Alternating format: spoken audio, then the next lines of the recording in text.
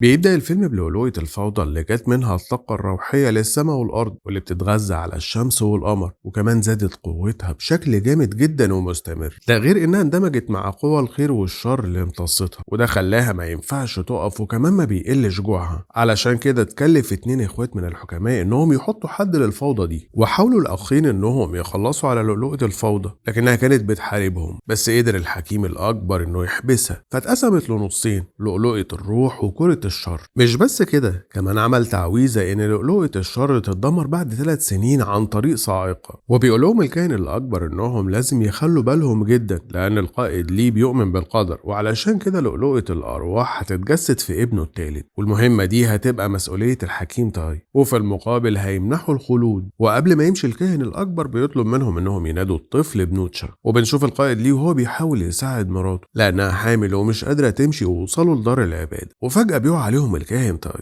هو والخنزير بتاعه، وبيعرف نفسه للإمبراطور لي. بعد كده بنشوف أهل مدينة تشاينا تينج وهم كلهم بيجروا على قصر القائد لي علشان يحضروا ولادة ابنه نوتشا، وبيتمنوا له إن هو يتولد بصحة كويسة. في نفس اللحظة دي كان واقف الكاهن جيتو أخو الكاهن تاي بيراقب المشهد من بعيد، وبيرمي عليهم مجموعة أوراق مكتوب فيها تعاويذ تخلي اللي تلزق فيه يطيع ويسمع كلامه. أما تاي فبيبقى قاعد بيراقب لؤلؤة الروح اللي هتتجسد في الطفل اللي هيتولد. وبنلاقي واحد من الخدم جت عليه الورقة وبيحاول يقدم للكاهن تاي مشروب يخليه يفقد وعيه، فبيعترض في البداية، لكن بعد كده بيضعف وبيشرب لحد ما بيغيب عن الوعي. وساعتها بيحاول الخادم انه يسرق لؤلؤة الروح، لكنه ما بيقدرش يعمل كده، وده بسبب ان الوحيد اللي يقدر يلمسها هو تاي. وبيروح له القائد ليه، واول ما بيفوق بيقولوا انه شاف كابوس، فبيطلب منه القائد ليه انه يفتح الزهرة. بيروح علشان يفتحها، لكنه بينسى كلمة السر. بيحاول كذا مرة يفتكرها، لكن للأسف بيكون ناسيها. بس لما مرات القائد ليه بتفقد وعيها، ساعتها بيستجمع الكاهن تاي قوته وبيجرب بصمة ايده، وفعلا بيقدر ان هو يفتح الزهرة. ولما بتتفتح الزهرة بيكون جواها لؤلؤة الروح وكرة الشر. وعلى طول بيحاول الخادم انه يسرقهم، لكن القائد ليه بيكتشف خيانته. وبعد كده بيلاقوا ورقة التعويذة على ظهره، وفجأة بيلاقوا الطبيبة العجوزة اخدت التعويذ ورمت كرة الشر مكان لؤلؤة الروح، واندمجت مع ولادة ابن القائد ليه نوتشا. مش بس كده، كمان الطبيبة العجوزة بتقدر انها تسرق لؤلؤة الروح وتسلمها للكائن جيتوي. وللأسف بتتم الولادة، وبتروح واحدة من الخدم توري لهم الطفل المولود، فبيلاقوا على جبينه علامة الشر. كمان شكله بيكون مخيف جدا، وأول ما بيشوفوه بيتصدموا وبيخافوا من منظره اللي شبه كرة النار. وفعلا بيبدأ يطارد الموجودين، والكل بيصرخ وبيجري من قدامه، لحد ما الكاهن تاي بيمسكه وبيسأله هو فاكر نفسه ممكن يعمل ايه. وفجأة بيتحول الطفل لكرة نار في ايده، فبيسيبه بسرعة وبيقع على الأرض. هو بيخرج من جواه نوتشا، وبيكون طفل بيمشي وبيرمي بكرات نار على الناس. والقائد ليه بيتصدم، وكمان الكاهن تاي بيرمي ناحيته طوق فيه تعويذة هتحكمه وتسيطر عليه. وفعلا أول ما بيحصل كده بيرجع نوتشا لطبيعته البشرية مجرد طفل رضيع. وبنلاقي إن الكاهن تاي بيقرر يخلص منه لأنه بقى تجسيد لكرة الشر،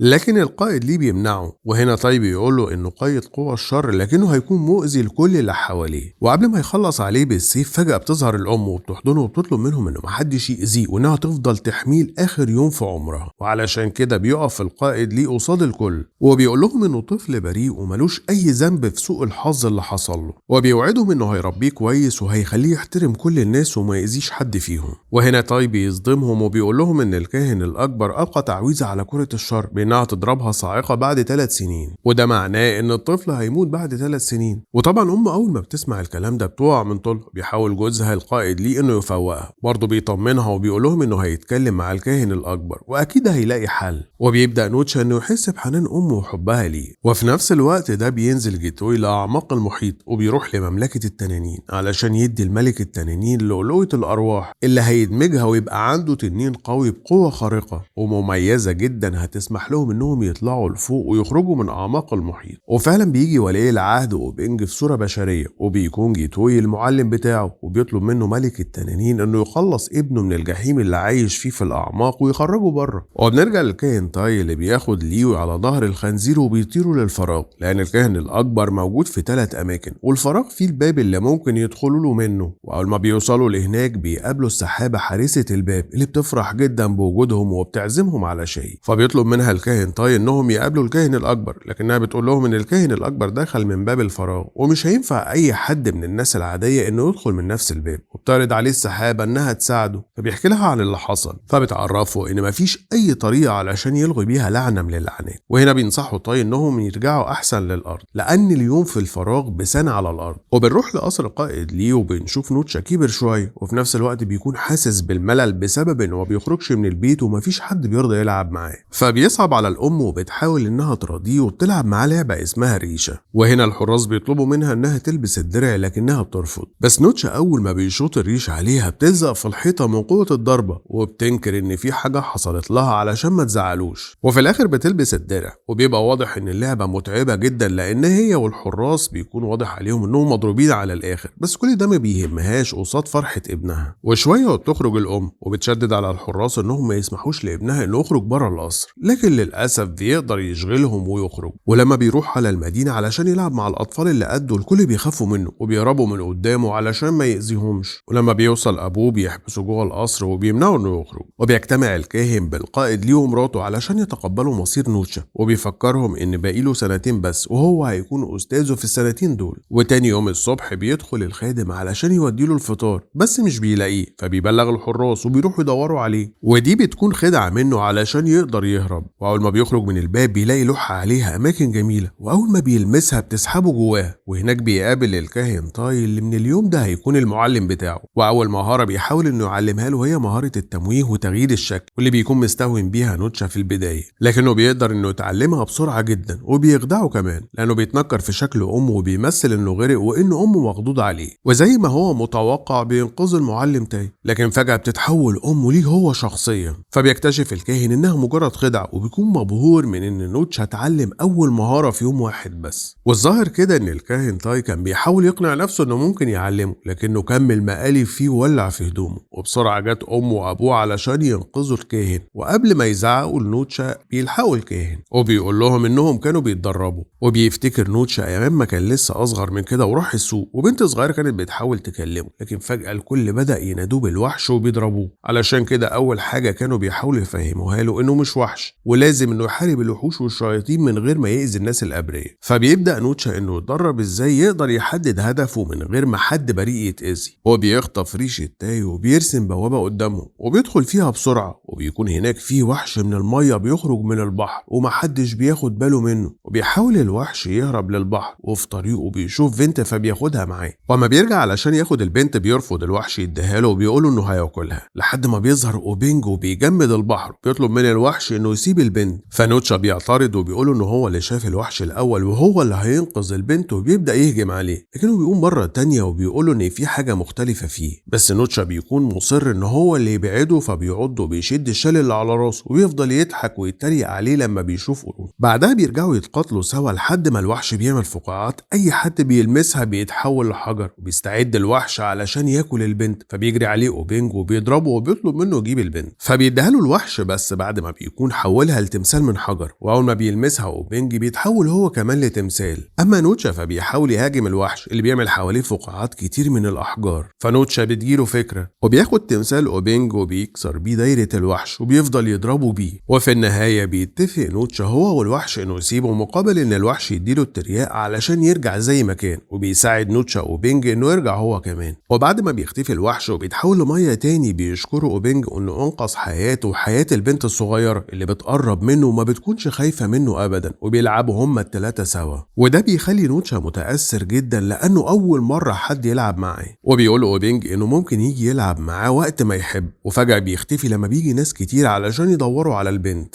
وبيتهموا نوتشا إنه خطفها، لكنه بيحكي لهم اللي حصل، لكن للأسف ما بيصدقوهوش وبيفضلوا يضربوه لحد ما بيغضب جدا وبيبدأ يضربهم. حتى الكاهن تاي ما بيقدرش يمنعه أو يسلم من أذاه، بس بعد شوية بيقدر إنه يربطه ويقايد حركته. وللأسف لما بيجوا أبوه وأمه بيطلبوا الناس منهم إنهم يحبسوه على طول. أما أوبينج بيروح للكاهن جيتوي مدربه وبيقوله إنه اتعرف على صديق، فبيعترض وبيقوله إنه المفروض محدش يعرف هو مين. فبيرد عليه أوبينج وبيقوله إنه صديقه ده مهتمش أصلا إنه يعرف هو مين. فبيسأله عن اسمه وبيعرف إنه هو نفسه نوتشا، وبيستغرب من الصدفة الغريبة وبيحكي له قصة لؤلؤة الفوضى، بس هو ما بيكونش مصدق إن نوتشا كائن شرير. وبيكمل الكاهن جيتوي كلامه وبيقوله إنه فاضل سنة واحدة بس ويقدر يخبي قرونه دي ويخرج للبشر علشان يساعدهم بعد ما الصاعقة تدمر نوتشا والمدينة بالكامل. كمان بيخرج ملك التنانين وبيقول إنه هو فرصة الشعب بتاعه علشان يخرجوا من قاع المحيط اللي هو عبارة عن سجن للوحوش، ويقدروا يخرجوا للعالم علشان يحكموه زي زمان. فبيضطر أوبينج إنه يطيع أوامرهم. وفي قصر القائد ليه بيكون نوتشا محبوس وحاسس بالملل، فبيدخلوا ابوه وامه والمعلم تاي، لكنه ما بيديش اي اهتمام لكلامهم، وابوه بيكون مصدقه وبيقوله على شكل الوحش اللي هو هزمه. وكمان امه بتقوله ان عيد ميلاده قرب وان الناس هتيجي من كل مكان علشان تحتفل معاه، فبيتحمس شويه، لكن بعد كده بيقول لهم ان الناس هتيجي لانهم مستعجلين علشان يحضروا جنازته، فبيخرجوا وبيسيبوه. بس القائد ليه بيقرر انه يوم عيد ميلاده هيعلن براءته، لانه شاف الماده اللي كانت على ايده وعرف ان الماده دي من وحش البحر فعلا. اما نوتشا فبيهرب وبيروح عند البحر وبيستخدم الصدفه اللي اداها له اوبينج لما يحتاجه، وفعلا بيجي له اوبينج وبيساله عايز ايه، فبيعزمه نوتشا على عيد ميلاده وبيقول له انه صديقه الوحيد وبيديله خريطه للمكان علشان ما يتوهش. فبيرد عليه اوبينج بانه هو برضه صديقه الوحيد ومستعد يعمل اي حاجه علشان يرد له جميله. وفي مملكه التنانين بيهدي ملك التنانين درع معمول من حراشة في كل عائلات التنانين علشان يحميه، وبيقول له انهم كلهم حاطين امل عليه. واخيرا بيجي يوم عيد ميلاد نوتشا، بيكون اهل المدينه كلهم موجودين في القصر، حتى الكاهن جيتوي اللي بيتسلل وبيروح لنوتشا وبيقول له ان هو صاحب المعلم بتاعه وجاي علشان يقول له حقيقته اللي الكل مخبيينها عنه، وبيعرفه انه كرة الشر. وبعد ما بيكتشف نوتشا حقيقته بيروح على عيد الميلاد وهو حزين، لكن المعلم طيب بيديله رمح النار، وكمان بيحول الخنزير بتاعه لعجلات ناريه وبيديها له، وكمان ابوه وامه بيهنوه. بس المفاجاه ان نوتشا بيقول لهم انه عرف الحقيقه كلها، وبيبدا يقول تعويذه بيتحول بعدها لولد كبير وبيكسر الطوق اللي حطه طاي في رقبته، وبيحاول ابوه هو وطاي انهم يسيطروا عليه لكن ما بيقدروش، وبيبقى هيرمي ابوه بالرمح. اما جيتوي فبيكون واقف يتفرج ومعاه اوبينج وبيطلب منه انه يتدخل بعد ما نوتشا يقتل ابوه وامه ومعلمه علشان يكسب ثقه الناس. وعلى عكس ما بيتوقع جيتوي بيرفض اوبينج، بل بالعكس بيكون عايز ينقذ الكل وبياخد الطوق معاه. وبكل شجاعه بيتصدى اوبينج لنوتشا وهو متخفي، وبيحدف الطوق للمعلم طاي وبيرميه على نوتشا، فبيرجع زي ما كان بس بيسيبهم وبيمشي.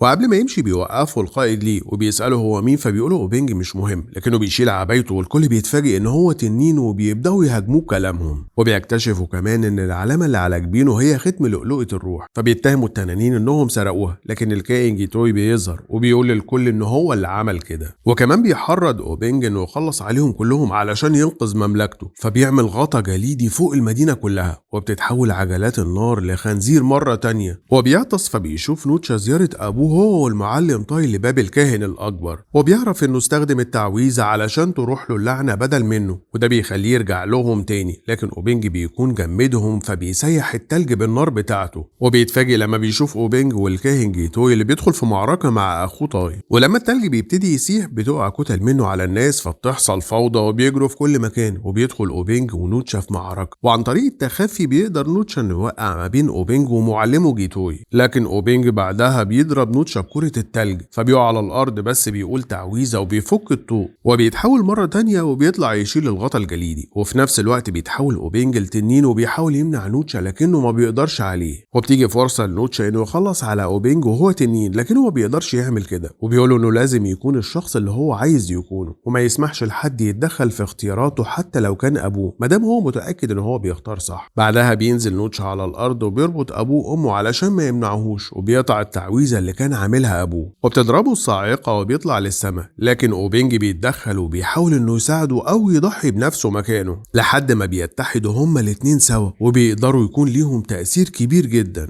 وبفضل المعلم طاي بيقدر انه ينقذ ارواحهم بس، لكن اجسادهم بتفنى. اتأكد يا صديقي انك مشترك في القناة ومفعل الجرس علشان اول ما ينزل الجزء التاني تبقى انت اول واحد يشوف. لو عجبك الفيديو ما تنساش تعمل لنا لايك وشير وتشترك في القناة وتفعل الجرس، واكتب لنا في التعليقات عن اي افلام او مسلسلات حابب ان احنا نلخصها لك الفترة اللي جاية.